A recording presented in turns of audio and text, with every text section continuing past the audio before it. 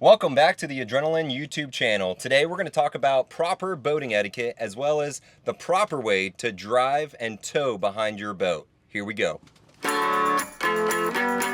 Let's talk about some proper boating etiquette. So this sign is from the WSIA and they do a great job promoting responsible boating, especially in tow sports. So please make sure you're staying at least 200 plus feet away from all other vessels, people, swimmers, kayakers, paddle boarders, skiers, tubers, docks, shorelines, anything in or near the water. Stay away from it as far as you can. Let your rollers and waves dissipate and actually die down before reaching those people.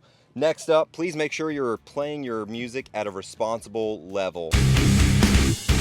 Your speakers are pretty darn loud out on the water. It's nice and flat, so sound travels way far away. So please make sure to play that music at a responsible level. Also, minimize the repetitive passes in front of the same shoreline. You don't want to be in front of the same dock or same set of houses or shoreline all day long. Please make sure to pick up a rider and continue in the same direction that you stopped when they fell. When pulling a wake surfer, they're going to be closer to the back of the boat, so make sure to communicate with them. As soon as they're comfortable, try to get the rope tight simply by engaging the throttle into idle speed and clicking back into neutral. You only need to float very slowly to get that rope tight. You don't need to leave it engaged in idle speed because then that can throw them off balance and get all twisted up.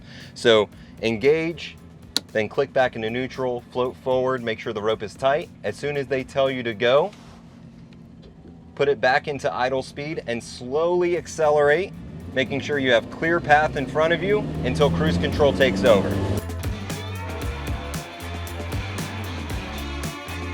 When your rider falls, make sure to slowly pull back on the throttle and turn away from the wave until the throttle clicks back into neutral. Let the boat spin itself around, let those two rollers pass by before re-engaging the throttle, and then take a straight line back to the rider, keeping them on the driver's side at all times. When you're pulling a wakeboarder, make sure to start with them right behind the boat. Go idle speed to get the rope tight, making sure there's no knots in the line. Once they indicate to you that they're ready to go back into idle speed, and then slowly accelerate the throttle all the way until the cruise control takes over. Then keep your hands on the wheel, making sure you're going in a straight line right ahead of you.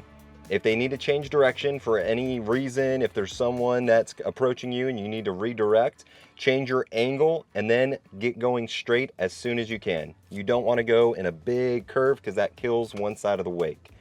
Once the rider falls, then slowly pull back on the throttle, making sure that you're giving that rooster tail plenty of time to die down and you're not coming to a sudden stop.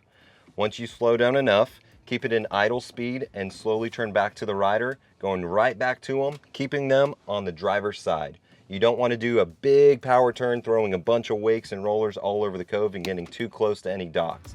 Don't be that guy. That's going to do it for this week's video. Thank you guys so much for liking, subscribing, and watching. We hope you got some good info. Make sure you're having fun, being safe, and remember, don't be that guy. See you on the next one.